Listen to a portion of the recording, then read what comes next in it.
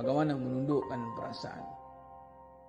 Agama Islam itu agama kebenaran, bukan agama perasaan.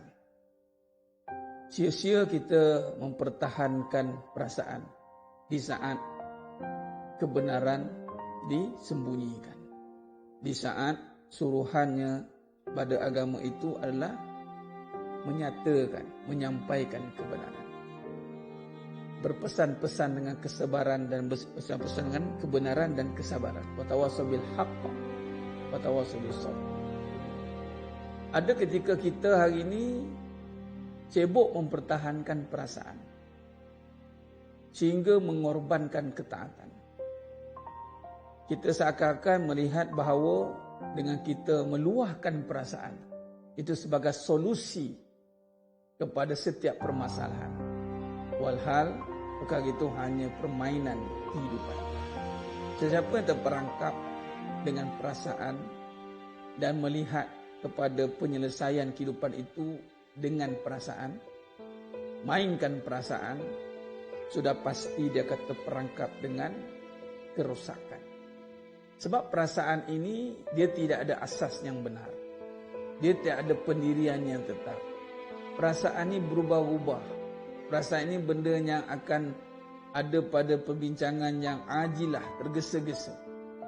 Sebab perasaan benda yang merujuk kepada perkara nak segera. Itulah lebih tepat dinamakan nafsu. Nafsu. Jadi sebenarnya mulakan Allah SWT. Apabila kita menekankan bagaimana tak nak ikut perasaan. Tak nak ikut perasaan.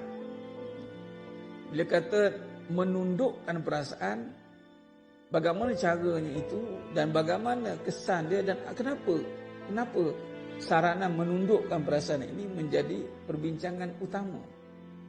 Sebab sebenarnya yang mulakan Allah Ta'ala, bila perasaan yang tidak ditundukkan, itu akan menyebabkan amalan yang membukit, amalan yang banyak akan menjadi rosak.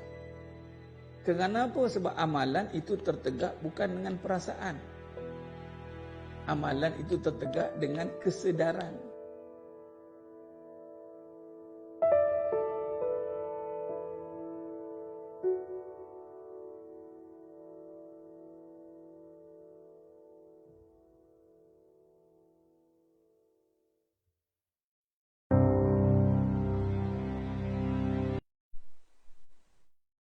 Warahmatullahi wabarakatuh. Bismillahirrahmanirrahim. Innal hamdalillah nahmaduhu wa nasta'inuhu wa nastaghfiruh wa na'udzu billahi min syururi anfusina wa min sayyiati a'malina. May yahdihillahu fala mudhillalah wa may yudlil fala hadiyalah. Asyhadu an la ilaha illallah wahdahu la syarikalah wa asyhadu anna Muhammadan 'abduhu wa rasuluh. Allahumma salli ala Muhammad wa ala ali Muhammad. Rabbi yassir wa la tu'assir bitammin bil khair. Rabbi shrah li sadri wa yassir li amri wahlul 'uqdatam min lisani yafqahu qawli. Allahumma aftah alaina hikmataka wanshur alaina min khazaini rahmatika ya arhamar rahimin. Wallahu allazi la ilaha illa huwa alimul ghaibi wa syahadah wa rahmanur rahim. Wallahu alladhi la ilaha illahu al-malikul quddusus salamul mu'minul muhaiminul azizul jabbarul mutakabbir. Subhanallah ya amma yushrikun. Wallahu al-khaliqul bari'ul musawwiru lahul asma'ul husna yusabbihu lahu ma fis samawati wal ard wa huwal azizul hakim. Wala hawla wala quwwata illa billahil aliyil azim wala manja minallah illa ilaihi amma ba'du. Ayuhal mu'minun ittaqullah usikum wa iyaya bitaqwallah faqad fazal muttaqun. Sidang jemaah yang dimuliakan Allah Subhanahu wa taala, mudah-mudahan kita semua tergolong dalam golongan hamba-hambanya yang benar-benar bersyukur. Amin ya rabbal alamin. Alhamdulillah. Sidang jemaah yang dimuliakan Allah Subhanahu wa taala, mula dan selama-lamanya merafakkan setinggi-tinggi syukur kepada Allah Subhanahu wa taala diberikan lagi kita peluang dan ruang so, kita terus istiqamah dalam pengajian ini, mengisi masa dengan ketaatan. Ini satu anugerah yang cukup besar. Berbetulkan niat agar ia tidak menjadi bosan. Berbetulkan niat agar ia tidak menjadi bosan. Kerana apa? Niat itu penentu kita mendapat nikmat. Kalau niat kita kerana Allah benar-benar nak mencari ridha Allah Subhanahu Taala, maka Allah akan berikan kenikmatan. Walaupun amalan tu sama je kita buat. Sama contoh solat, sama. Perbuatan sama. Kita sebut nama Allah. Allah sebut nama Allah. Sama. Tapi bila kita ulang dan ulang dan ulang, kita ikhlas. Yang ini kita buat betul-betul kerana Allah. Tiada hidden agenda. Tiada niat yang tersembunyi. Kita betul-betul nak duduk masa kita malam kita ini, kita nak isi dengan majlis zikrullah. Kita nak isi masa kita dengan ketaatan. Dengan apabila kita duduk dalam majlis zikrullah ini, satu perkara yang sangat dituntut oleh agama. Ini Allah suruh kita untuk mencari kebenaran, mencari bagaimana nak membina kehidupan yang semakin lama makin dekat dengan Allah SWT. Itu mesti dengan jalan ilmu. Maka kalau kita benar-benar menghayati perkara ini, pertama sekali Allah akan berikan kita kenikmatan. Jangan kita nampak bagi alasan, contoh kita masalah, kadang-kadang sibuk, kadang-kadang ini. Itu semua alasan saja sebenarnya. Contoh macam nak pergi Mekah lah tuan-tuan. Panggilan. Bila Allah panggil tu, benda tak boleh jadi boleh. Benda tak ada jadi ada. Kan? Tak ada duit jadi ada duit. Tak ada masa jadi ada masa. Tak ada tenaga jadi ada tenaga. Tak sihat jadi sakit jadi sihat. Yang tak sihat jadi sihat. Samalah kita dengan pengajian. Kalau Allah nak kita duduk dengan kefahaman, nak dengar hari-hari berkali-kali, Allah akan bagi ruang dan masa. Orang keliling faham, suami faham, isteri faham, anak-anak faham. Atau masa kita tu Allah berikan. Sebab kita buat ni terang-terang ni bukan benda yang larak. Bukan benda yang sia-sia. Perbahasan tentang kehidupan, tentang akidah, bagaimana nak merungkai persoalan persatu-satu persoalan kehidupan. Yang mana selama hari ini kita melalui perjalanan kehidupan yang pelbagai cerita, pelbagai perkara, pelbagai tanggapan. Sehingga kan kadang-kadang kita keliru dalam kita menilai satu perkara. Sehingga kan kadang-kadang kita hampir-hampir kita menyalahkan Allah SWT. Dan adapun kalau kita dah memahami perkara ini, kita nak duduk juga dalam majlis ilmu ini kerana ianya adalah cahaya. Orang faham, orangnya akan istiqamah. Itu dia. Sebab itu jangan belajar sebab masalah. Jangan belajar sebab masalah. Belajarlah sebab nak kenal Allah. Jadi kalau setakat kita kata nak kenal Allah ini dengan kata diri kita, tak apalah. Aku kenal dengan diri sendiri. Ataupun kita memilih-milih dengan keadaan kita yang selesa. Maka bagaimana pertukaran kita itu untuk kita menunjukkan kesungguhan. Dia sedang jemaah yang memulakan Allah SWT. Sebelum kita sama-sama baca surah Al-Hadid ni, mukadimah dulu ya. Dia ni dalam hidup ni mestikan ada perkara yang dipanggil konsisten. Contoh, pahala biar pahala yang konsisten. Mengalir dia pahala tu. Pahala yang konsisten. Dia amalan yang hebat, bila mati pahala pun berjalan lagi. Tu hebat. Khidmat yang konsisten. Konsisten dia khidmat dia. Khidmat dia konsisten. Taat yang konsisten. Konsisten dia taat dia. Dan kalau pahala konsisten, itu mesti cari amalan-amalan yang jariah. Tu dia panggil sedekahun jariah. Dia panggil apa? Wakaf, infak. Itu kena cerdik. Kalau khidmat yang konsisten, itu kena cari jalan bagaimana kita nak bagi diri kita ini untuk digunakan jalan agama. Contoh berkhidmat dengan mak ayah bagi lelaki. Ataupun berkhidmat dengan guru cari. Dan konsisten taat. Taat apa? Kalau dengan isteri, itu dengan suami, itu dah pasti dah. Ni, majlis ilmu. Konsisten. Sebab apa? Kita nak mengalir, kita nak tetap. Orang kata dalam zaman-zaman COVID ni kan, ramai yang diuji dengan kerja yang dah tidak tetap. Tapi saya bagi balik tanggapan lain, saya cakap, bukan kerja tak tetap, tapi tetaplah bekerja. Bukanlah sibuk nak kerja tetap, tapi malas. Nak kerja tetap, tapi malas. Tapi tetaplah bekerja. Tetaplah kamu beramal. Barulah dapat amal yang tetap. Ni, isi masa malam, konsisten sampai suami tu. Dia, benda ni bukan kata, kita kira faham. Bila kita dah setkan azam, okey, setiap ni pukul 10, 10:30, 11 ni, dah bagi masa dah. Kalau kita boleh lebih kurang bernegosiate dengan dunia untuk benda-benda yang habis kadang-kadang masa tenaga kita diambil untuk kesusahan-kesusahan tertentu, maka mari kita negotiate untuk bagi masa. Biar kena konsisten. Itu cerita dia. Konsisten. Okey, malam bang, ataupun yang abang malam, abang kena khidmat kat sini-sini. Abang kena buat kerja begini-begini. Jadi kalau nak benda lain, kita buat cari masa lain. Jadi malam tu tetap dia. Konsisten dia. Masya Allah. Kalau ada perkara-perkara begini, insya Allah. Dan kita jangan jadi hamba keadaan. Ikut keadaan. Ikut bulan. Hamba bulan. Hamba Ramadan. Bila ada malam-malam, ada bulan, ada ini, baru kita semangat. Cuba kita macam ni. Contoh malam ni, kita konsisten live kuliah. Jadi, apatah lagi kena pula malam yang barakah. Kita acknowledge, kita tekankan malam ni barakah. Tapi kita dah amalan kita dah konsisten lah. Itu yang bagus tu. Ada orang dia kena tunggu. Ni malam ni. Baru kelang kabut lah. Ni malam sekian-sekian ni, baru kelang kabut.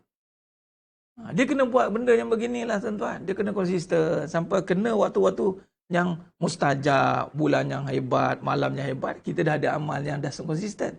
Kita tambah saja amal. Itu sepatutnya. Jangan kita jadi hamba keadaan, hamba amalan. Hamba amalan, kadang-kadang dia menghambakan diri pada amalan, bukan menghambakan diri pada Allah. Apa maksud hambakan diri pada amalan? Dia amal benda yang disuka. Yang disuka dia buat, dia tak suka dia tinggal. Itu bukan. Baik, insyaAllah sedang jemaah yang mulakan Allah SWT. Siang memang sulit. Ya, sebab tu Allah tetapkan masa ni. Allah berikan masa. Memang masa ni saya cuba nak ejak awal ke, saya nak cuba buat siang ke. Tak boleh. Allah kata, inilah waktu untuk kamu lah. Allah. Jadi kita appreciate lah waktu ini. Kita gunakanlah sebaik-baiknya. Ya. Baik, jadi yang mana tu, luangkanlah masa. Kalau tahu dah waktu ni dia buka majlis dia. Jadi, kena ejah lah masa tu. Kok mana pun, pukul 10 duduk terpacak depan handphone ke, depan TV ke, ikutlah depan mana pun.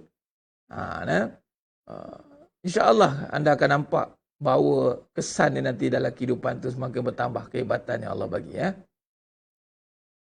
Jadi sedang jemaah yang dimulakan Allah SWT, khair, mari kita sama-sama lazimi dengan membaca surah Al-Hadid, niatkan untuk apa saja hajat, terutamanya untuk bagi benteng dan perlindungan kita. Kita mohon kepada Allah Ta'ala, ya Allah berikan perlindungan, kekuatan daripada Allah melalui amalan ini. Amalan ini Allah terima dan Allah gantikan dengan apa hajat kita tu. Untuk segala bentuk lah, gangguan, keraguan, apa segala perkara yang boleh memberikan kepayahan melalui gangguan-gangguan tersebut. Dengan baca surah Al-Hadid ni, insyaAllah Allah berikan kita fadilatnya. Dan surah yang ketiga, kata Nabi SAW, itu lebih baik pada 1000 ayat. Baik 1000 ayat tuan-tuan 1000 ayat tau. 1000 ayat ni kalau Allah nisbahkan pahalanya banyak.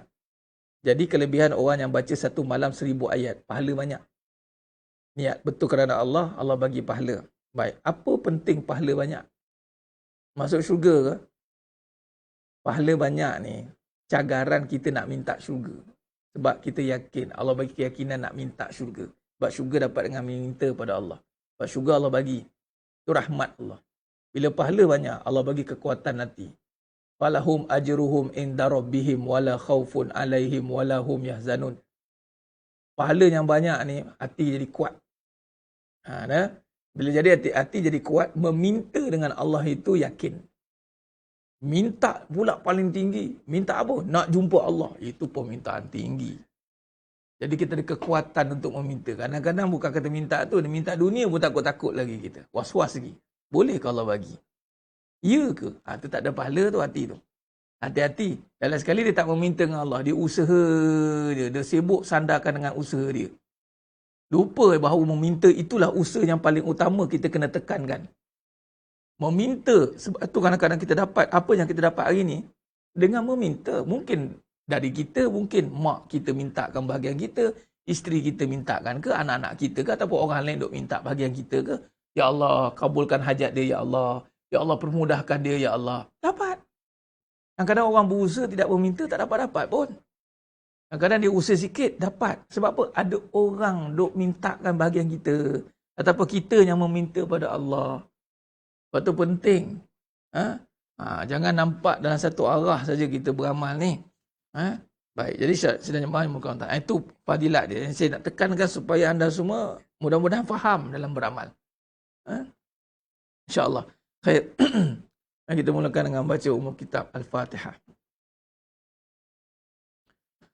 A'udzu billahi minasy syaithanir rajim. Bismillahirrahmanirrahim. Alhamdulillahi rabbil alamin. Ar-Rahmanir Rahim. Maliki yaumiddin. Iyyaka na'budu wa iyyaka nasta'in. Ihdinas siratal mustaqim. Siratal ladzina an'amta 'alaihim ghairil maghdubi 'alaihim waladdallin. Amin. Bismillahirrahmanirrahim. Sabbaha lillahi ma fis samawati wal ard wa huwal azizul hakim. Lahu mulkus samawati wal ard yuhyi wa yumit wa huwa ala kulli shay'in qadir. Huwal awwal wal akhir wal zahir wal batin وهو بكل شيء عليم. هو الذي خلق السماوات والأرض في 6 أيام ثم استوى على العرش يعلم ما يلج في الأرض وما يخرج منها وما ينزل من السماء وما يعرج فيها وهو معكم أينما كنتم والله بما تعملون بصير. له ملك السماوات والأرض وإلى الله ترجع الأمور. يولج الليل في النهار ويولج النهار في الليل وهو عليم بذات الصدور. آمنوا بالله ورسوله وأنفقوا مما جعلكم مستخلفين فيه فالذين آمنوا منكم وأنفقوا لهم أجر كبير. وما لكم لا تؤمنون بالله والرسول يدعوكم لتؤمنوا بربكم وقد أخذ ميثاقكم إن كنتم مؤمنين.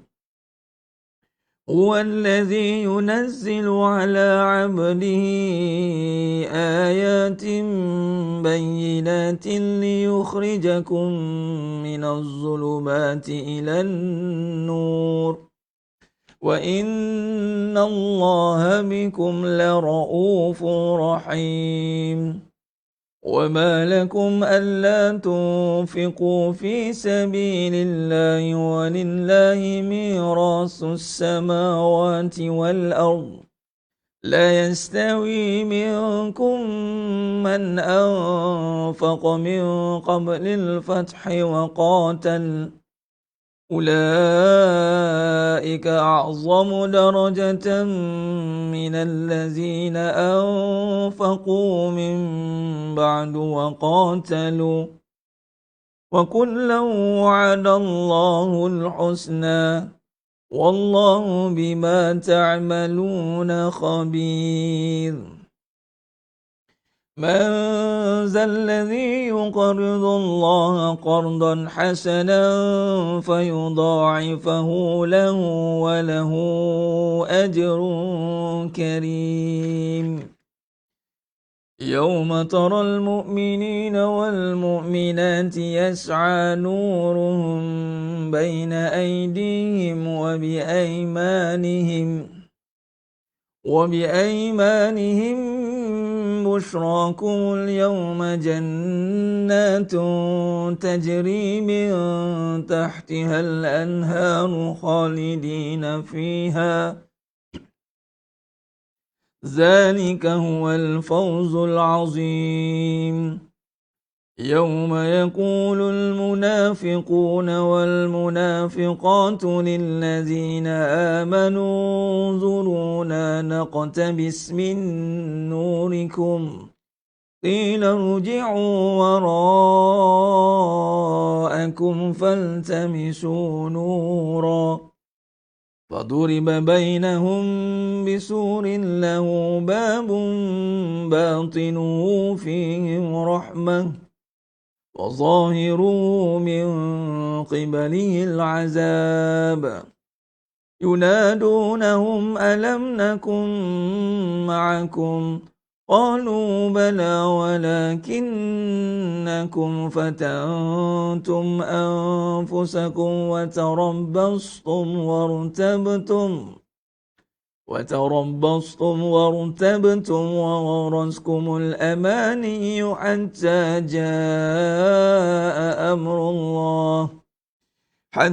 جاء أمر الله وغركم بالله الغرور فاليوم لا يؤخذ منكم فدية ولا من الذين كفروا مأواكم النار هي مولاكم وبئس المصير ألم يأن للذين آمنوا أن تخشع قلوبهم لذكر الله وما نزل من الحق ولا يكونوا كالذين أوتوا الكتاب من قبل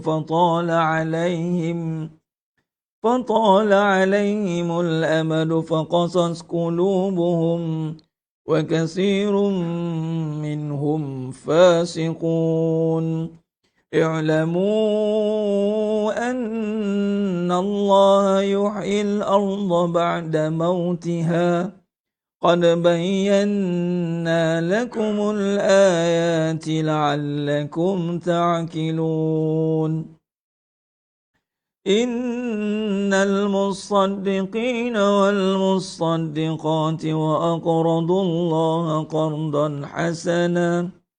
وأقرضوا الله قرضا حسنا يضاعف لهم ولهم أجر كريم والذين آمنوا بالله ورسله أولئك هم الصديقون والشهداء عند ربهم لهم أجرهم ونورهم والذين كفروا وكذبوا بآياتنا أولئك أصحاب الجحيم اعلموا أنما الحياة الدنيا لعب ولهو وزينة وتفاخر بينكم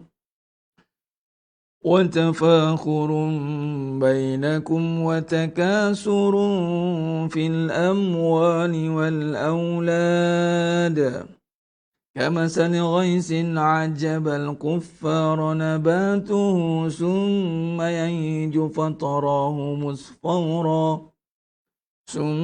يهيج فتراه مصفرا ثم يكون حطاما وفي الآخرة عذاب شديد ومغفرة من الله ورضوان وما الحياة الدنيا إلا متاع الغرور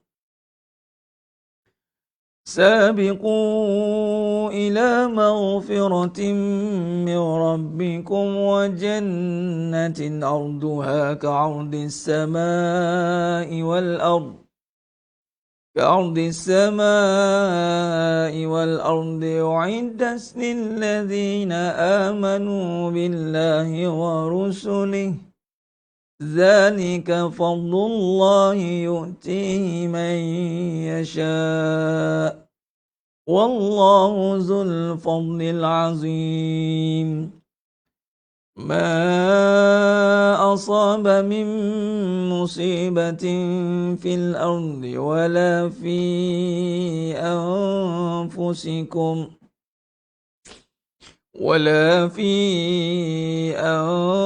أنفسكم إلا في كتاب من قبل أن نبرأها إن ذلك على الله يسير لكي لا تأسوا على ما فاتكم ولا تفرحوا بما آتاكم والله لا يحب كل مختال فخور الذين يبخلون ويأمرون الناس بالبخل ومن يتول فإن الله هو الغني الحميد لقد أرسلنا رسلنا بالبينات وأنزلنا معهم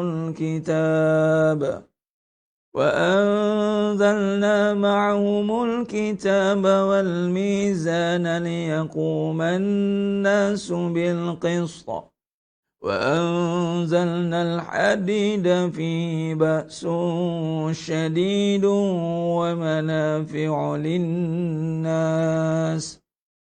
وليعلم الله من ينصره ورسله بالغيب إن الله قوي عزيز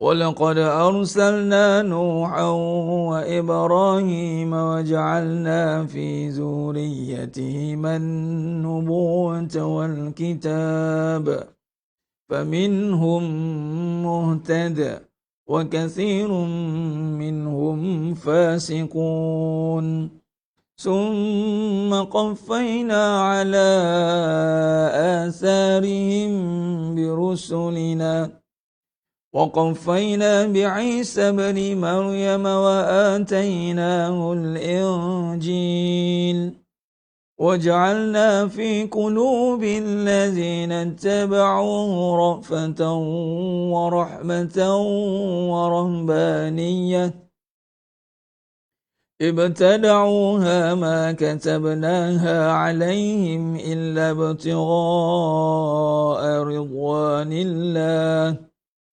فما رعوها حق رعايتها فآتينا الذين آمنوا منهم أجرهم وكثير منهم فاسقون يا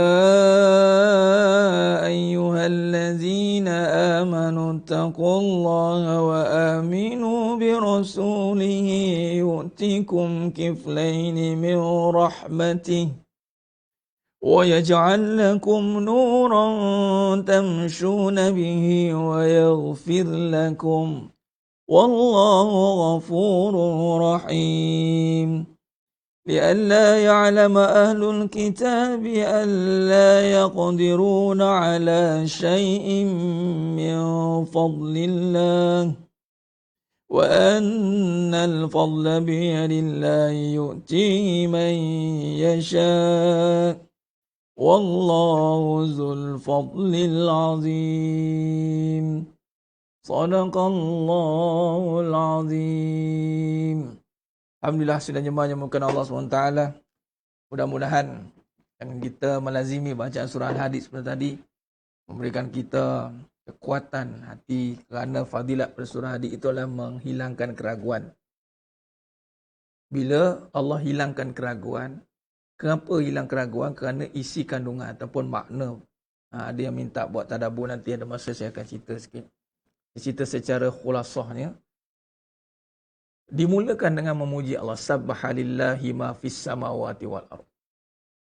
Jadi bila kita memuji subhanallah ni, tasbih puji ni, kita maknanya melihat akan Allah itu punya sifat yang terpuji, yang bebas, yang tiada tercela dengan apa segala kekurangan. Di kata lain, membersihkan hati. Subhanallah, subhanallah, subhanallah. Itu maknanya subhanallah itu, hati kita ni jadi ragu, jadi rosak, jadi parah ni sebab kita duk bersangka dengan Allah. Sangkaan kita itu sangkaan yang menisbahkan dengan kaedah benda. Contoh, nak bagi benda mesti kena ada something. Jadi kita duk nampak Allah ni mesti kena ada apa-apa baru nak bagi. Nampak macam tu. Macam dalam sudut pandang kita ni melihat Allah Ta'ala itu berkendak kepada kita. Berkendak kepada amal. Berkendak kepada perbuatan. Ini salah. Allah tidak berkendak pada apa. Istighna, sifat Allah itu istighna. Maksudnya independent. Qiyamuhu binafsi. Jadi, bila kita tasbih, subhanallah. Maksud, bila kita nak menyembah Allah itu, jangan kita bersangkut paut seperti seakan-akan bahawa kita melihat Allah itu seakan-akan perlukan kita. Sedangkan hakikatnya kita yang perlukan Allah. Sebab tu kita kena beramal.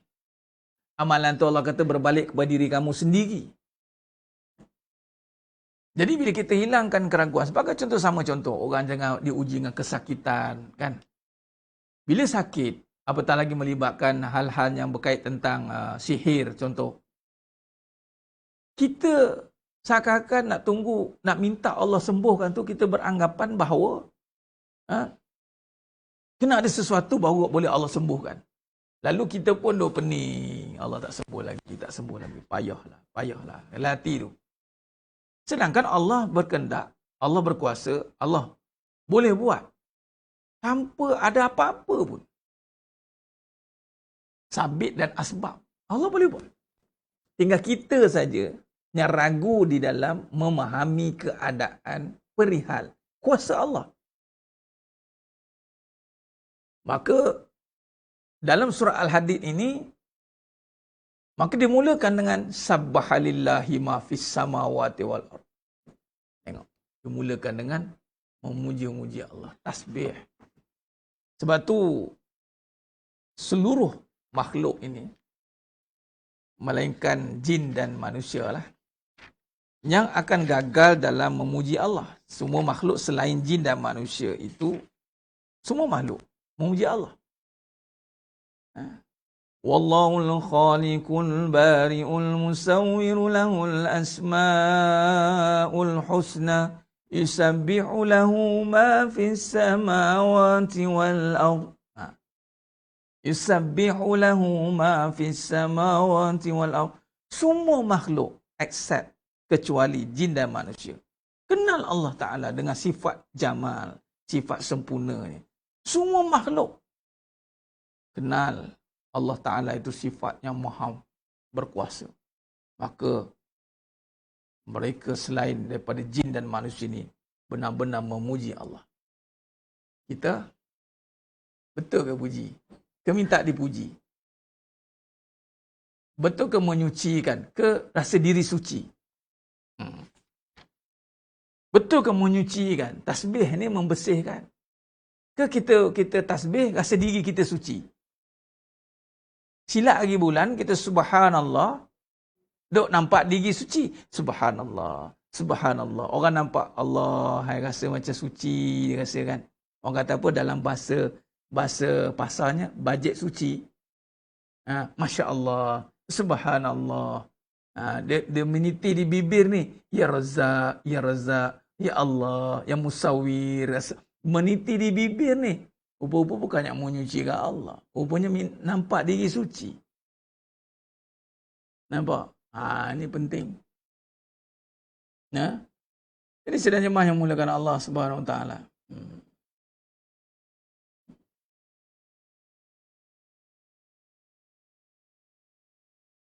Tiada ada mudarat, dia punya Yati Subari Taib. Tiada ada mudarat. Ada yang tulis tanya tentang doa. Jadi dia ada mudarat pada COVID, mudarat hanya pada Allah. Dia pergi tulis tiada ada mudarat pada penyakit, penyakit ada pada Allah. Salah. Tiada ada mudarat pada penyakit, mudarat hanya pada Allah. Penyakit ada pada kita. Sifat mudarat itu Allah pegang. Kalau Allah kata angkat mudarat, maka tiada mudarat pada COVID. Pada COVID tidak boleh bagi mudarat pada kita. Begitu caranya. Berapa kali Ustaz buatlah sampai yakin. Ataupun buatlah dengan yakin. Kadang-kadang baca ni kita duk baca tapi duk uhara lagi. Duk baca tapi uhara, tak fokus. Bila sebut suatu tu, ni namanya khusyuk ni. Khusyuk ni bila baca tu, makna tu faham.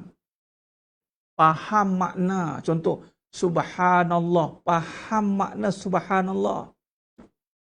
Subhanallah menyucikan Allah daripada sebarang sifat yang tidak layak diletakkan pada Allah. Tiada ada mudarat pada penyakit, mudaratnya pada Allah. Faham. Mudarat itu hanya Allah je boleh turunkan. Faham. Jadi jangan kita, memang adat kita akan terkesan dengan keadaan. Itu adat. Tapi bila kita mari beribadat, jangan biar keadaan menentukan ibadat. Kita takut pada perkara itu baru kita nak berdoa. Contoh. Ni. Contoh, adakah kita berdoa sebab susah? Adakah kita berdoa sebab susah? Kalau tak susah nak doa ke?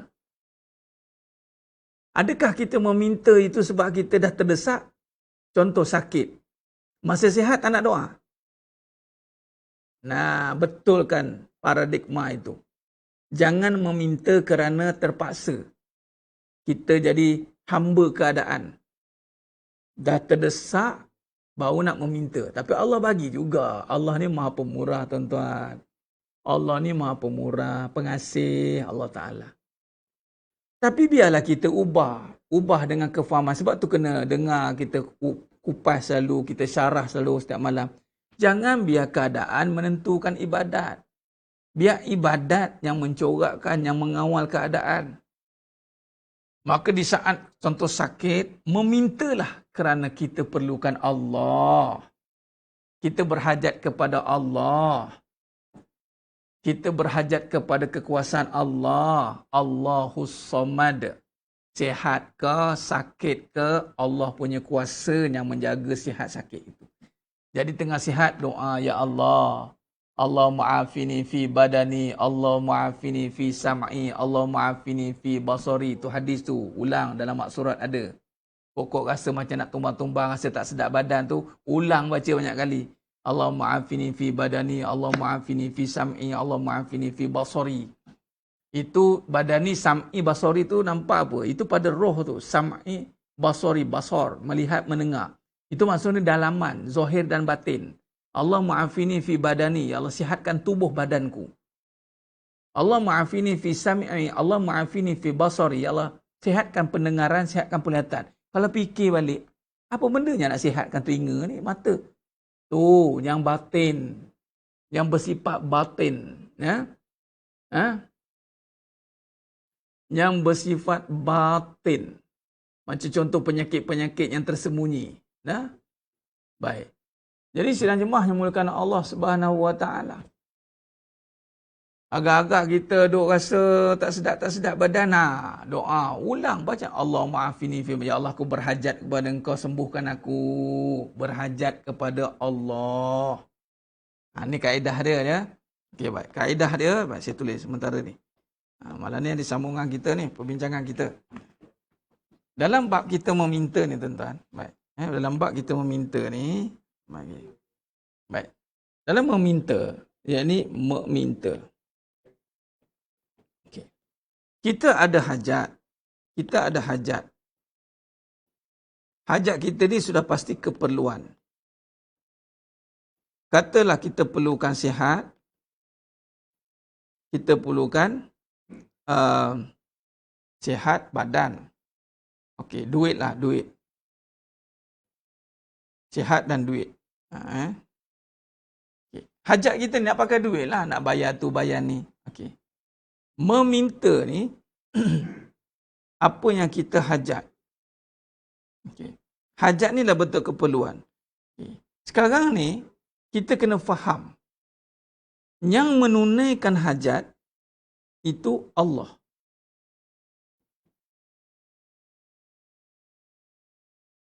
Itulah Allahus Samad. Allahus Samad.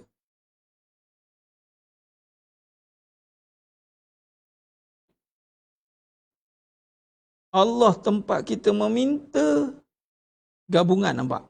Allah tempat kita meminta hajat yang kita perlukan tadi, yang mana hajat ni Allah yang akan berikan sihat, Allah yang akan berikan duit.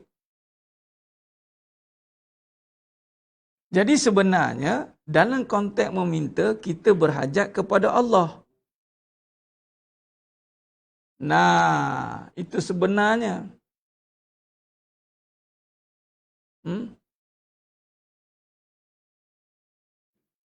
Minta kesihatan, Puan Talbiah, bukan panjang umur lagi dah. Minta kesihatan. Minta kesihatan untuk beribadat. Maka panjanglah umur tu kalau sihat tu, insya-Allah. Nah. Jadi kaedahnya kita berhajat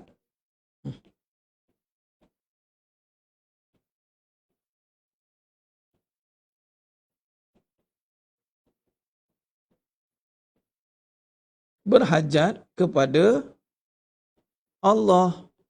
Tu katanya. Itu yang datang hadis daripada Ibnu Abbas radhiyallahu an, itu kata Nabi SAW, fas'alillah, memintalah kepada Allah. Fasta'in billah, meminta kepada Allah, dan fasta'in billah, tolonglah, minta pertolongan pada Allah. Okey. Jadi kita berhajat kepada Allah agar Allah kabulkan permintaan kita.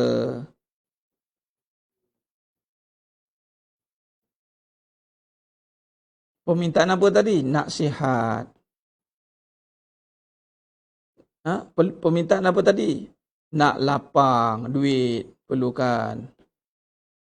Allah bagi. Tapi protokolnya macam tu. Berhajat kepada Allah. Sebab apa berhajat kepada Allah? Allah je boleh bagi sihat.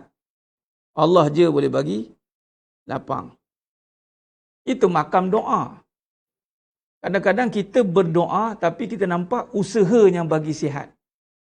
Usaha yang bagi lapang. Sebab tu doa tak jadi.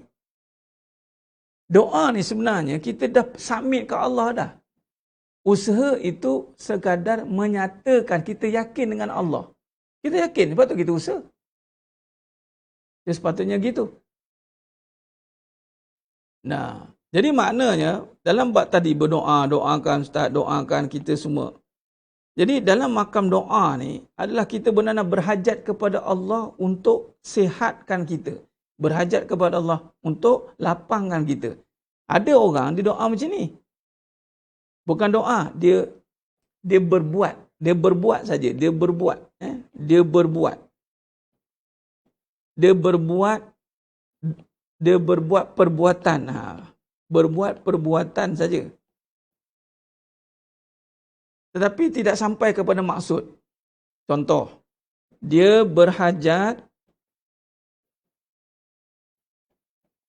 kepada sihat.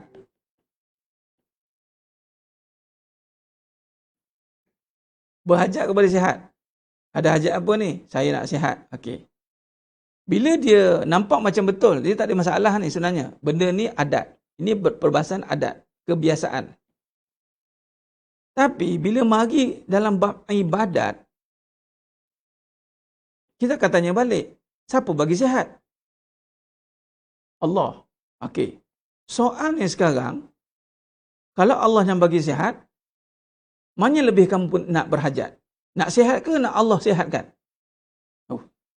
Nak Allah sihatkan lah Ustaz. Nah, jadi berhajat kita pada Allah untuk sihatkan. Bukan sekadar nak sihat. Ada orang berhajat pada sihat tapi tak dapat Allah. Dia dapat maksiat. Itu bezanya. Ada orang berhajat kepada sihat tapi dia tak dapat Allah. Dia dapat maksiat. Lepas sihat, pakai jogging, pakai ketat, bunjui sana, bunjui sini. Berhajat pada sihat je lah.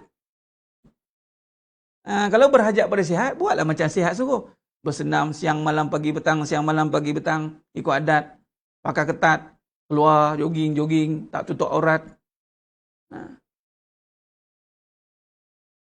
Sama lah tu Cikgu Amir, konsep dia sama, meminta kepada Allah juga. Cuma bila kita wasilahkan orang alim ini sebab dia doa dengan yakin. Orang alim ni doa dengan yakin. Dia yakin Allah kabulkan. Kita doa ni 50-50 lagi, kejap berhajat pada makhluk, kejap berhajat pada Allah. Orang alim ni berhajat terus pada Allah. Doa, ya Allah, bagilah dia sembuh. Ya Allah, bagi dia sihat. Kita berhajat lagi nak sihat. Kadang-kadang bukan nak Allah pun. Sebab tu orang nak berhajat. Sebab tu jangan terkejut. Bila sebut tentang sihat, ada dua pahaman. Pahaman yang berhajat nak sihat,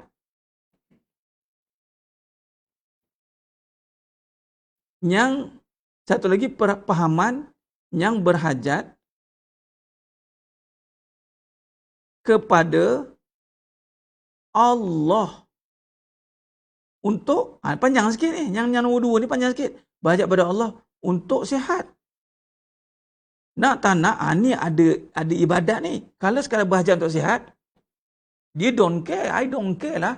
Nak ceramah ke, nak doa ke, I don't care katanya. Berhajat sihat-sihat je lah. Doa-doa je lah katanya. Kenapa nak beria-ria nak minta Allah tu, kenapa? Sampai orang cakap, kau ni kan doa je kerja kau tak kerja je. Sampai dia pelekeh doa tu.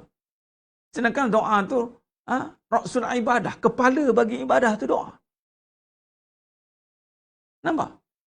Dia berhajat kepada sihat. Dia boleh buat maksiat nak dapat sihat. Boleh. Allah bagi juga. Hakikatnya, apa yang kita hajat semua dari Allah. Cuma ada orang yang mendapat melalui jalan yang betul. Iaitu berhajat kepada Allah. Lalu, adalah perkara yang dia kena buat. Taat. Dia taat kepada Allah. Lalu, dalam dia berhajat, rujuk dalam surah Al-Fatihah. Iyyaka na'budu wa iyyaka nasta'in. Kalau betul nak berhajat kepada Allah yang bantu, maka sembahlah Allah. Iyyaka na'budu. Iyyaka na'budu wa iyyaka nasta'in.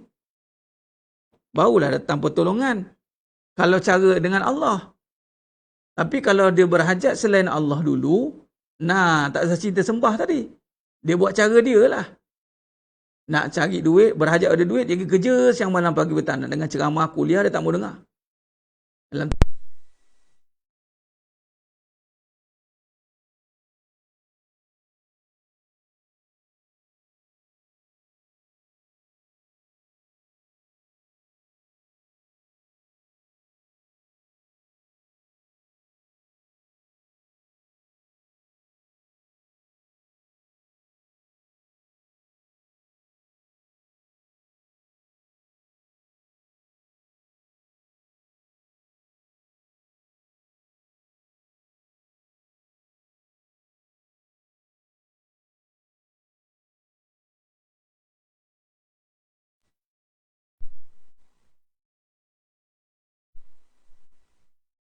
kalau dia berhajat kepada selain Allah dulu, ataupun pada yang sama dia berhajat, dia ada dua. Hajat daripada selain Allah, daripada Allah. Dia ada dua hajat.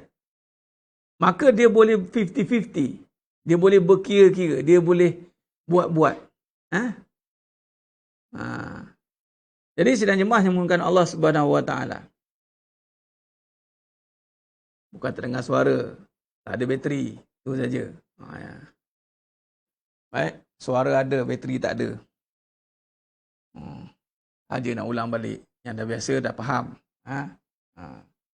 Biasalah benda teknikal lah. Itulah dia. Kalau inilah ujian teknikal kan. Ujian benda. Duk harap pada usaha. Sampai masa tak jadi. Harap pada bateri. Sampai masa habis. Faham? Tapi suara pernah habis tidak? Suara mana pernah habis? Dan bila? Bila Allah kata habis-habislah. Mana dia mati ataupun sakit pun tak habis suara lagi, adalah juga sikit-sikit suara.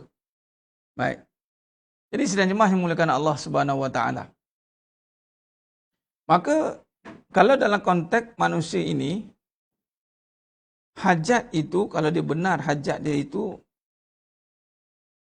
terus pusatkan kepada Allah. Kita berhajat kepada Allah. Terus tak gitu. Sebab apa kita letakkan fahaman begini? Sebab segala apa yang kita perlukan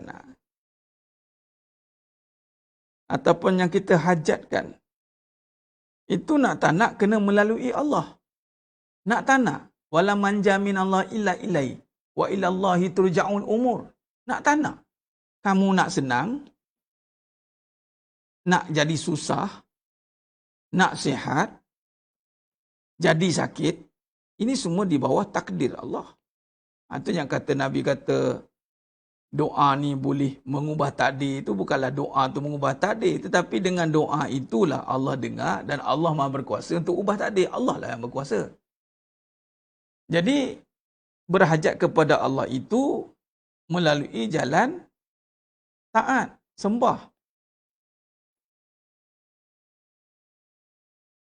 Iyyaka na'budu wa iyyaka nasta'in. Barulah Allah tolong. Hajat, Allah kata sembah, aku tolong. Sembah ni apa? Taat.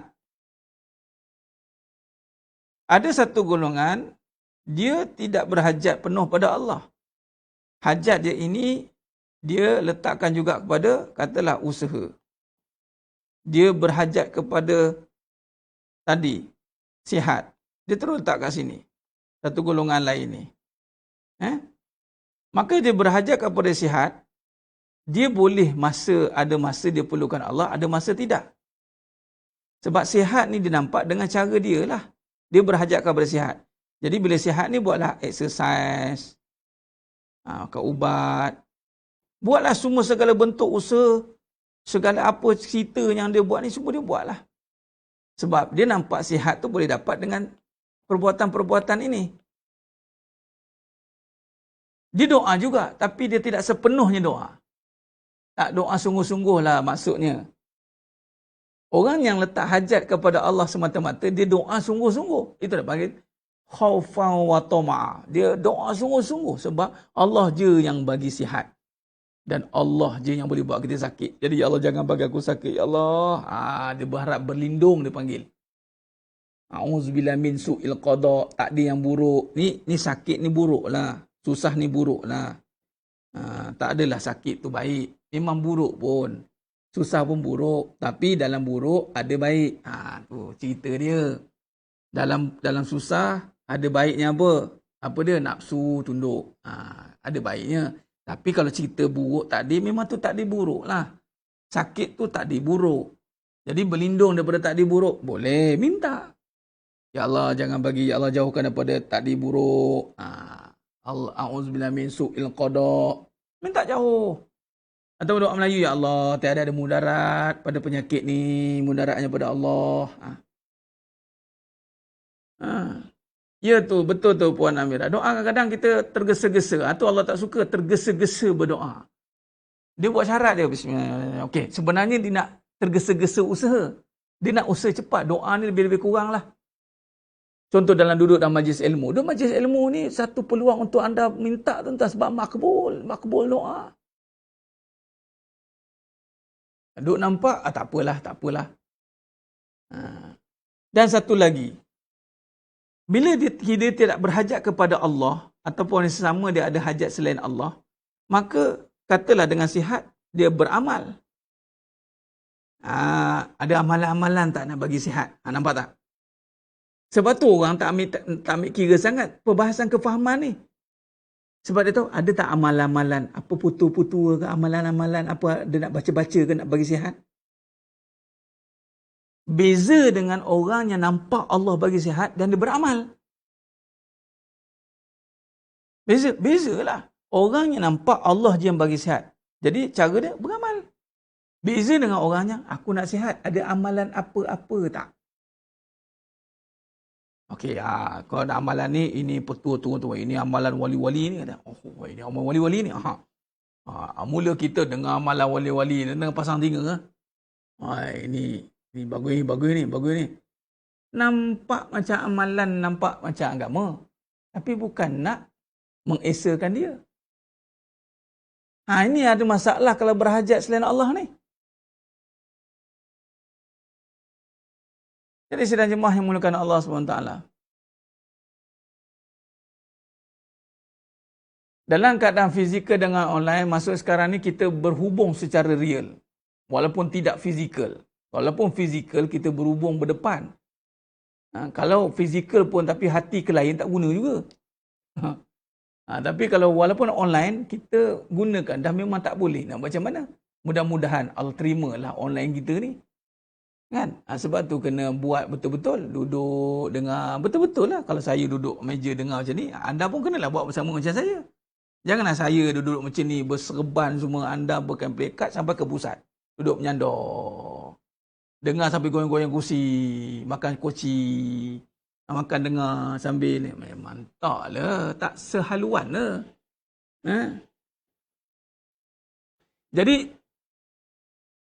Jadi dalam situasi kedua-dua, usaha dan doa kita nampak macam sama kuat. Macam mana kita nak ubah ke arah yakin semua pada Allah? Dia tak nampak sama kuat, cikgu. Mana dia sama?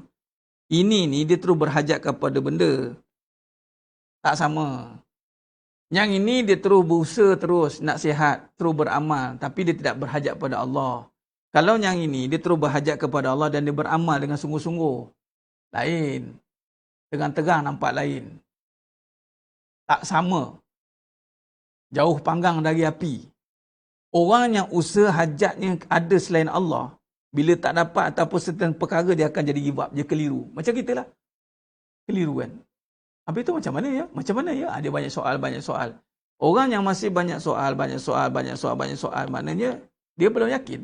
Dia masih berhajat kepada usaha, berhajat kepada sihat, berhajat kepada amal. Dia belum berhajat kepada Allah. Kalau dia betul berhajat kepada Allah, lalu dia beramal lah sungguh-sungguh. Dah kata nak Allah sembuhkan. Dah. Jagalah taat. Nak Allah senangkan. Jagalah solat. Macam tu lah ibaratnya. Kalau dia tidak berhajat kepada Allah sihatkan dia, jadi dia tak dah sungguh-sungguh yakin Allah. Dia yakinlah dengan usaha yang dia nak buat tu. Dia makan ubat, dia jaga amal, jaga itu. Tapi kalau dia betul-betul yakin dengan Allah, dia berhajat. Dia fahaman dia mengatakan bahawa hajat dia hanya Allah dia kabulkan. Tapi adakah Allah kabulkan kita duduk saja? Tidak boleh. Sebab Allah kata, kalau nak aku kabulkan, nak budu dulu. Sembah aku. Iyyaka na'budu. Bukan bermaksud Allah tak boleh kabulkan. Tapi itu Allah buat. Allah yang letakkan regulation dia macam tu. Kita ikutlah. Iyyaka na'budu wa iyyaka nasta'in. Oh, sembah aku dulu. Okey, aku bagi. Kau sembah, aku bagi.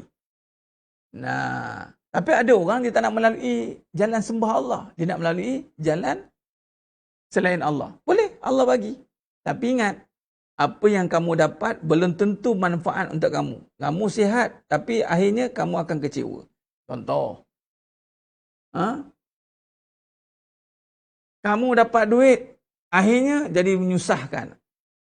Kamu dapat isteri, membebankan. Dapat anak, banyaklah benda-benda yang kita tak dapat. Akhirnya.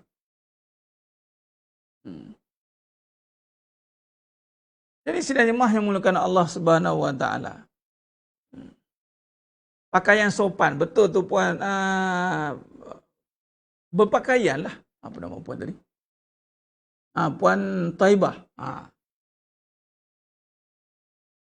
Walaupun berada di, sebab kita sedang berada dalam majlis ilmu, kita memuliakan majlis ilmu. Kita menghormati majlis ilmu, maka pakaian kita juga melambangkan kita menghormati majlis itu. Walaupun secara online. Tapi nampak live tu. Live. Live ni. Live. Kalau ulangan boleh kira lagi. Ini live ni. Bila live, tengah connected. Kita berhubung serentak ni. Begitu. Baik. Jadi sidang jemaah yang muliakan Allah Subhanahu Wa Taala. Baik. Maknanya,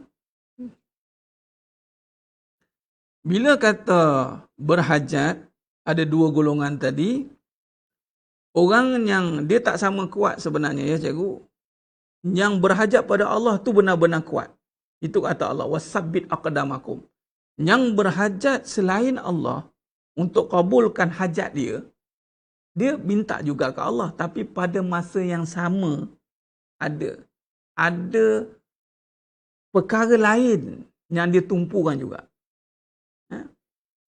Maka sebenarnya Allah Ta'ala, usaha yang dilakukan itu tidak kuat. Kenapa? Akan ada keraguan. Orang yang tidak berhajat penuh kepada Allah, Allah tak berikan keyakinan. Bila kata cikgu cakap tadi, cikgu, ustaz macam mana nak tambah yakin? Dia kena alihkan hajat dia kepada Allah. Ya Allah, macam ni yang ini kefahaman ni. Perbincangan ni perbincangan kefahaman. Jadi dengan kefahaman ni perbetulkan. Jadi kaedahnya berhajat kepada Allah mengkabulkan permintaan kita. Ada ubah. Berhajat pada Allah sihatkan kita. Berhajat kepada Allah kayakan kita. Berhajat kepada Allah rezekikan kita. Barulah berbaloi kita. Barulah kita nampak Allah je. Kalau tidak, tak nampak kita Allah nanti. Kita nampak lain. Bercabang-cabang nanti nampak dia kan. Jadi, fahamkan betul-betul hajat hanya pada Allah. Jadi barulah kita doa betul-betul. Tak boleh tak kita dalam doa kita, Ustaz, boleh tak dalam doa kita minta Allah kabulkan doa kita dan kita kata aku tak tahu baik atau buruk. Nah, memang begitu. Atas kebaikan dan keburukan kita tidak tahu apa yang terbaik itu. Atau doa, ya Allah kabulkanlah doa ini ya Allah. Di saat aku memerlukan, maka kabulkanlah doaku di saat bila-bila aku perlukan. Pun boleh.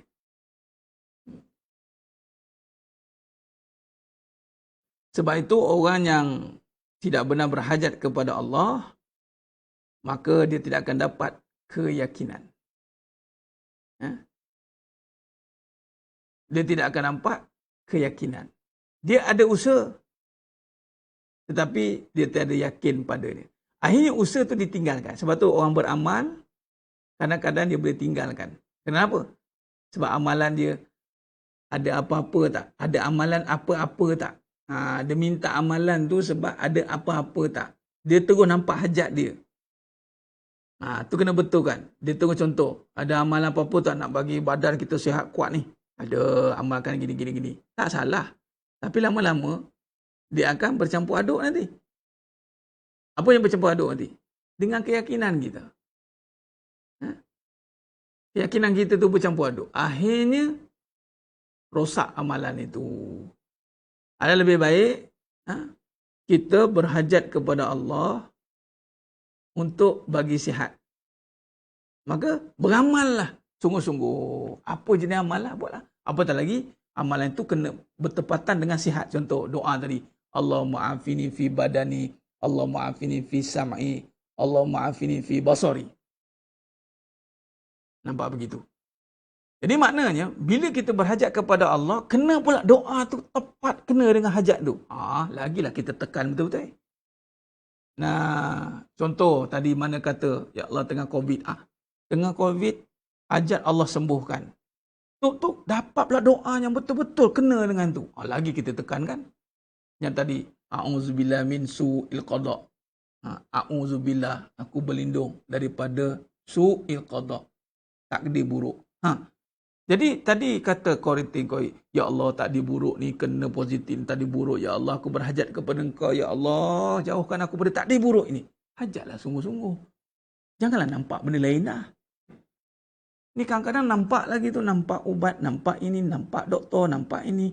Dah puas dah tengok doktor depan mata tu, takkan tak puas-puas lagi. Dah nampak dah duk vaksin tu, takkan tak puas-puas lagi tengok. Cuba butakan sekejap. Tu ayat dia. Buat-buat tak nampak lah kejap. Buat, ya Allah tak ada tempat lain. Tak ada siapa lagi boleh sembuhkan aku. Engkau je ya Allah. Bukan doktor, bukan ubat, bukan semua. Engkau ya Allah. Barulah. Okey. Ni berhajat sungguh ni. Malaikat mengata, ya Rab, sungguh-sungguh hajat ni. Kabul. Kabul. Nah, ini kaedahnya tuan-tuan. Contoh kita tengah susah duit. Ya memang satu sudut. Dah hari-hari kita tengok tempat kerja kita. Dah hari-hari kita tengok usaha kita. Hari-hari tuan-tuan. Takkan tak nampak-nampak. Alihkanlah pandangan tu kejap. Padamkan pandangan pada makhluk, nampakkan pandangan pada Khalik. Apa nampakkan Khalik ni? Nampakkan kekuasaan Allah. Ya Allah, aku berhajat kepada Engkau, Ya Allah. Ya Allah, aku berhajat kepada Engkau, Ya Allah. Senangkan aku. Nah, kayakan aku. Kuatkan aku. Itu keadaan dia. Ya? Itu kaedah dia. Sidang jemaah yang muliakan Allah Ta'ala. Baik. Jadi, itu kaedah hajat. Yang tekan hajat. Dan bab ini, tuan-tuan, adalah bagaimana kita nak mengekalkan istiqamah dalam fitrah. Benar Cikgu Amir. Ini Allah tengok. Allah buat bermacam-macam variant. Kita tak expect perkara ini berlaku apa orang kata apa, sehevok ini. Hevok. Macam-macam keluar pula. Allah Akbar. Dan Allah bagi kuman ini duduk dalam nafas. Apa ubat yang boleh bunuh kuman dalam nafas? Tak ada. Kalau bagi kat nafas, jawapan dia satu je, yakin.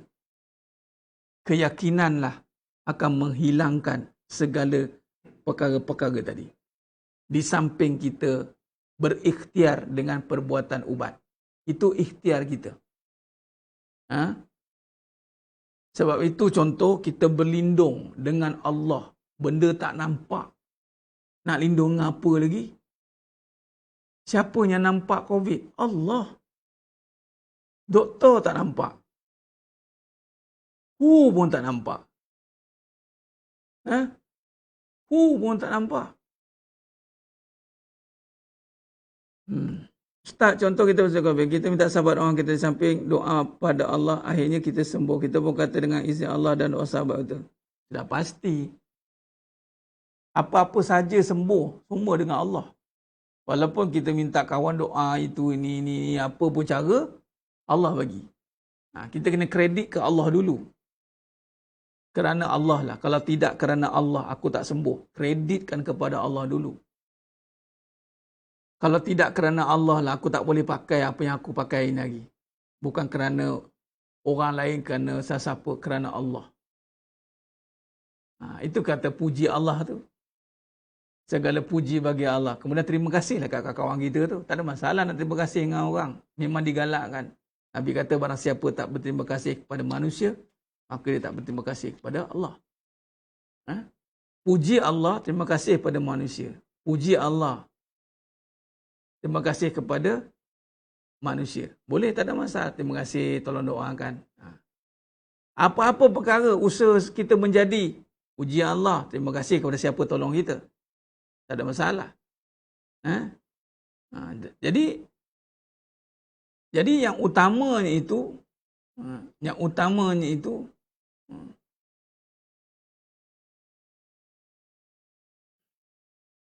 doa tidak mengubah takdir, doa sebagai pada takdir. Dia bukan dia yang saya terangkan tadi, hadis Nabi SAW itu. Yang boleh mengubah itu Allah melalui doa.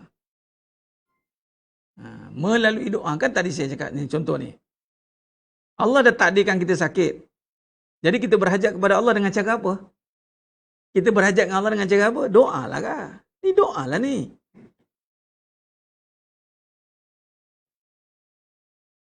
Doa ini, ya Allah, ni Allah dah takdirkan kita sakit ni.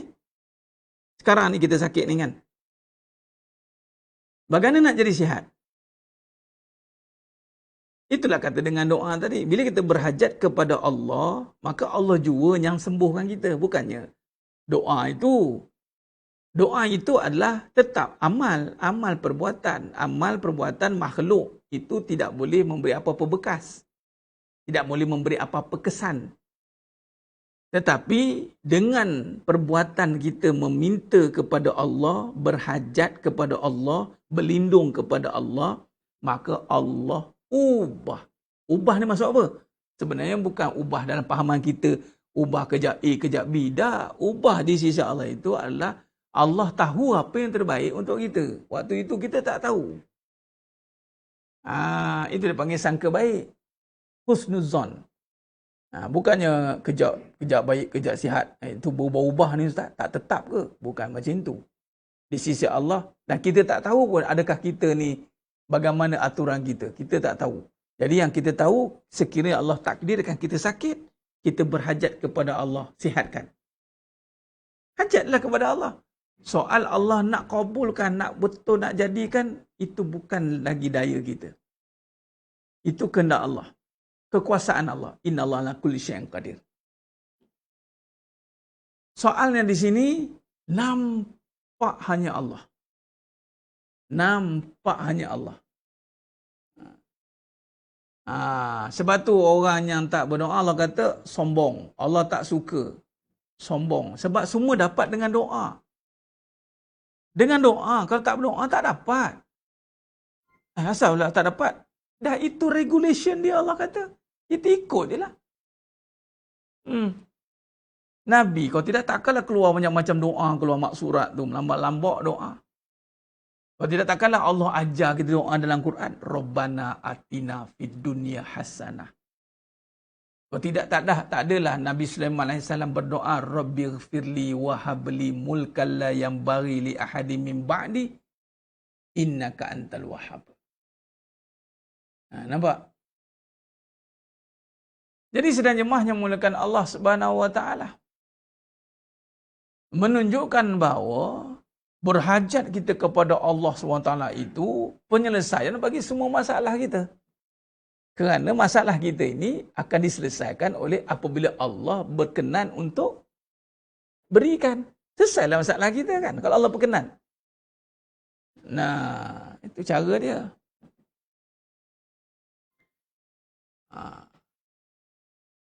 Baik. Jadi sedang jemaah yang mulakan Allah SWT. Maka hal perkara yang kita bincangkan ini semuanya termasuk di dalam istiqamah di dalam fitrah. Maksudnya apa? Bila kita nampak tadi nampak kita tak bernafsu, perasaan kita duk meratap, meraung, kita sakit, kita sedih, kita menangis, tak guna tuan-tuan. Benda tu tidak memberi apa-apa efek pun.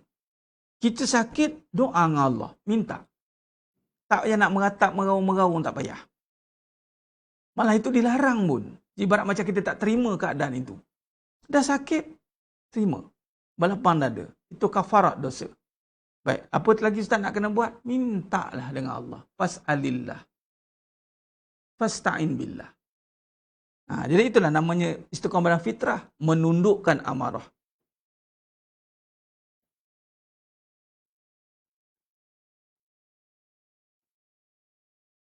Erti kata lain, diri kita ini kita telah hubungkan pada agama.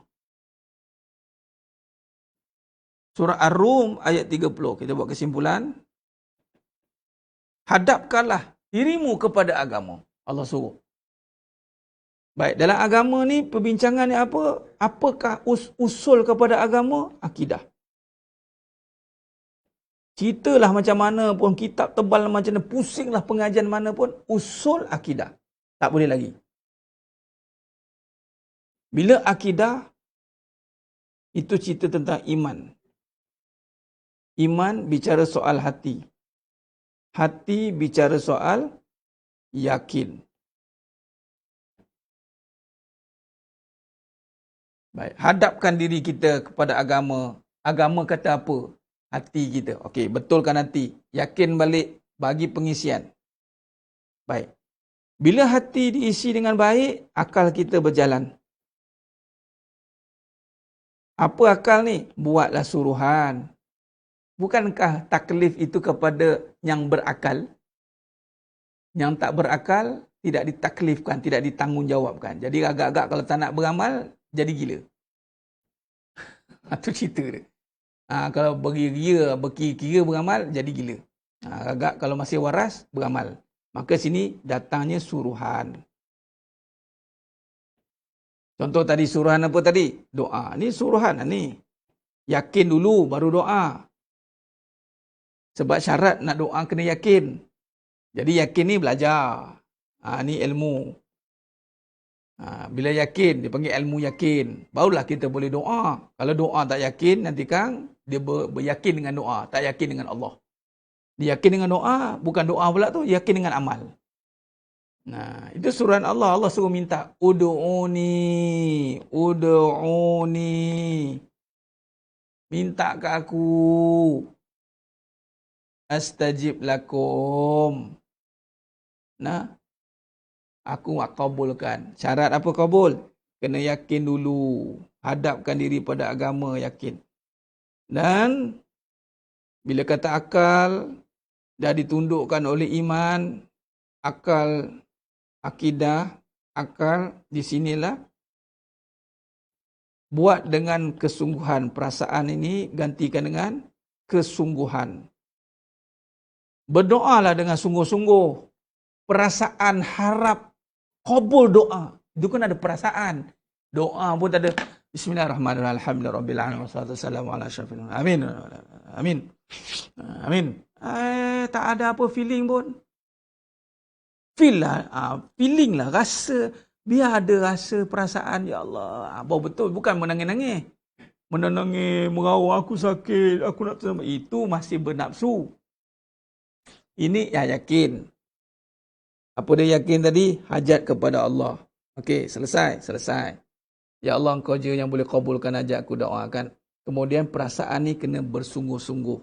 Berharap sepenuhnya. 100% harap. Bagi jadi.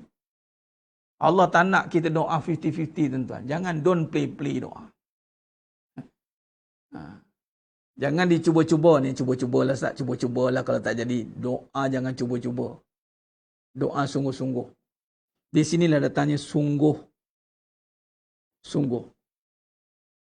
Sebab tu bila iman, akal selari dengan iman, dia selari, daripada atas ni selari, maka barulah perasaan dia bersungguh-sungguh. Orang yang tak bersungguh-sungguh ni, orang yang tidak ada haluan pada agama. Tunjuk perasaan pandai. Tunjuk perasaan. Kami nak ini. Memang tak boleh pakai, tuan-tuan. Orang yang suka tunjuk perasaan ni, tak boleh pakai. Kalau naik dengan tunjuk perasaan, tak lama lah tu. Tak payah. Kita agama tak suruh tunjuk perasaan. Agama suruh tundukkan perasaan. Nah, dengan keadaan sekarang yang tak menentu ni, dengan COVID tak selesai lagi, pergi tunjukkan perasaan. Makbul doa tak mestinya menangis. Sampai menangis tu maknanya dia sedar lah tu. Sedar. Doa dengan kesedaran tak apa. Tapi kalau menangis sebab susah, itu belum tentu makbul. Kalau menangis itu dengan syahdu kesedaran, sentuhan kolbunya, rasakan kehambaan tu, ya, insya-Allah, tabarakallah. Tapi kita tak boleh hukum asal nangis dia kabul. Rupanya sakit. Nangis tengah sakit. Nangis tengah kecewa. Doa memang teresak-esak lah nangis. Kalau jadi sendiri okey lah. Tak ada apa-apa isu, tiba-tiba nangis, syahdu perasaan dia dah berhadap kepada Allah lah. Agama tak ajar tunjuk perasaan. Jadi yang tunjuk-tunjuk perasaan tu jangan ikut. Tak betul. Semua nak protes je. Ustaz kalau salah buatlah betul kan dengan cara saluran dia. Apa masalah? Baik. Jadi bila begitu, melalui 3 elemen ini dipegang, disatukan, maka barulah dihubungkan kembali kepada dunia. Nampak tak? Diri ini dah tak dihubungkan. Diputuskan. Diri tak ada connected dengan dunia. Ini maksudnya tak ada hubung, tak ada, dia tidak, contoh tadi apa? Berhajat kepada sihat. Okey, sihat duduk kat dunia ni lah. Dia tak ada apa-apa hubungan sihat dengan dunia ini. Oh, dahsyat. Habis macam mana kamu dapat sihat? Sihat aku kena melalui cara agama. Cara macam mana? Aku yakin sihat tu datang daripada Allah. Allah sembuhkan. Aku kena buat apa yang Allah suruh. Kemudian benar-benar melakukan begini. Usahalah. Kalau Allah suruh jaga kesihatan, jaga makan benda yang halal, halal makan. Bukan sihat dengan cara dunia. Sihat dia dengan cara agama. Ada 2 cara? Ya. Itulah kata pilihan tadi. Pilihan yang Allah kata bal tu'sirunal hayatad dunya wal akhiratu khairu wa abqa. Bahkan manusia ni akan cepat mudahlah pilih sihat dengan dunia. Sihat dengan dunia. Senang dengan dunia. Dia bukan nak senang dengan Allah bagi. Dia tak nak. Dia nak senang, nak cepat. Senang dengan dunia. Kan? Bila dia nampak dunia, maka dia hubungkan diri pada dunia, habis. Hancur. Itu yang perbincangan, putuskan rantaian keduniaan kita. Putuskan rantaian keduniaan ini. Tetaplah kamu kepada fitrah, yakni agama. Agama yang akan memberikan kamu segala hajat di dunia. Dan tidak cukup dengan itu, hajat kamu bukan sekadar di dunia, Allah sambung di akhirat sana. Masya Allah tuan-tuan. Ingatkan dekat dunia ni dapat, kat akhirat dinamakan syurga. Itu dia. Jadi ketiga-tiga perkara ini digabungkan, maka barulah diurus dengan dunia. Memang dia tetaplah dekat dunia juga tempat kita akan melakukan perkara-perkara tadi, tapi perbezaannya orang yang duduk dalam fitrah ini, dia menjaga iman dia, menjaga akal dia supaya tidak melakukan benda yang haram, kemudian menundukkan perasaannya agar bersungguh-sungguh dia taat kepada Allah melalui suruhannya dan keyakinan yang penuh di dada. Lalu dia melakukan amal baik di dunia. Di dunia ini, amal baik. Maka selesai masalah. Selesai masalahnya. Tapi Ustaz, masalahnya masalah lagi. Itu masalah lah. Apa dia? Masih lagi ada hal-hal berbangkit kat dunia ni. Ada saja connection dia.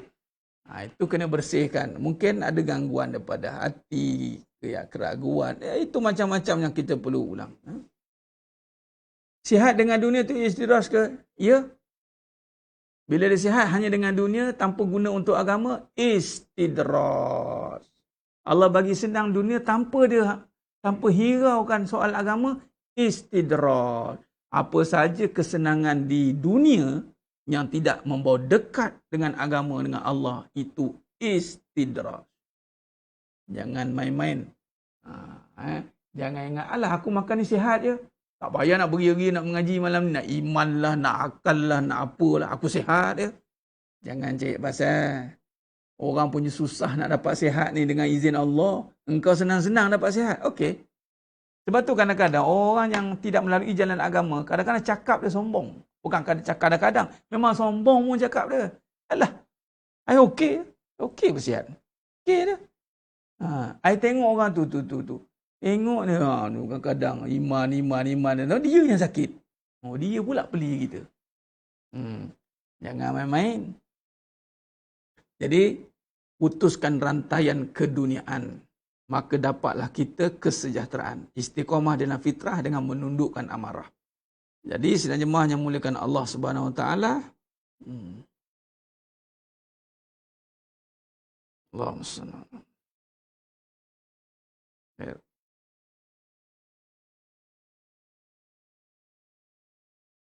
Okey.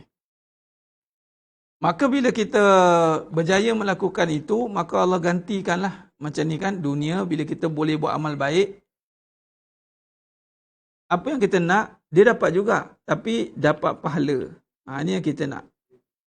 Bukan dapat dunia saja, dapat pahala. Dapat pahala. Jadi contoh, diri kita dihadapkan pada agama, lalu kita menjaga iman, menjaga akal, menjaga perasaan. Digabungkan ketiga-tiga ini, lalu menghasilkan perbuatan baik. Lalu perbuatan baik ini kita buat di dunia. Buat di dunia yang dinamakan pahala. Pahala tu ganti kat orang kita. Jadi dengan dunia tu digantikan dengan pahala. Bila pahala ni, makanya pahala tadi apa? Boleh dibawa ke akhirat sana. Pahala lah. Nanti kita akan sambung perbincangan tentang kesan pahala. Kesan pahala. Kesan pahala ni kita akan bincangkan pada siri akan datang. Pahala ni tuan-tuan rugilah. Sebenarnya di dunia dah nampak kesan dia untuk segala kemaslahan dan keperluan kita. Untuk apa di dunia ini kena ada pahala, apatah lagi di akhirat sana. InsyaAllah. Pahala tu dia akan rotate balik. Dia akan rotate bagi kita balik keperluan diri kita. Kita perlukan pahala. Bukan perlukan dunia, kita perlukan pahala. Allah bagi dunia, kita nak pahala. Tapi nak pahala tu dia ada proses dia. Putuskan rantaian dunia dulu. Hadapkan dirimu kepada agama.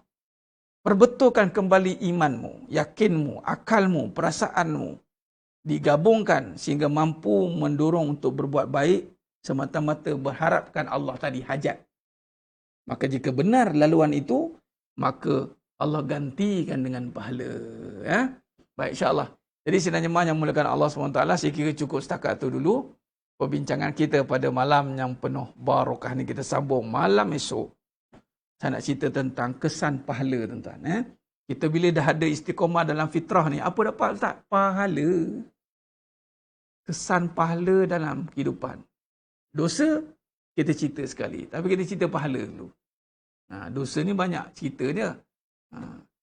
Dah banyaklah kita dengar ni. Tang pahala ni. Tang pahala ni.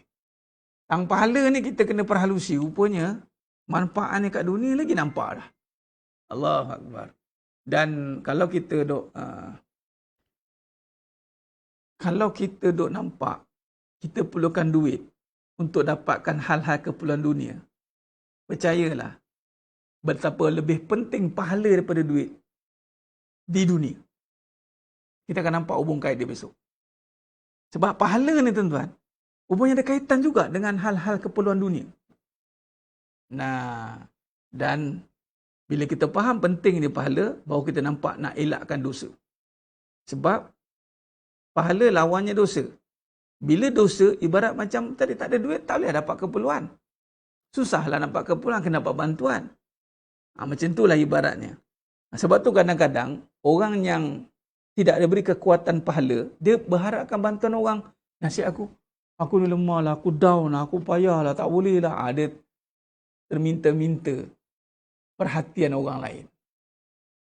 Sebab tu, orang yang Allah berikan pahala ni, dia tak bergantung orang.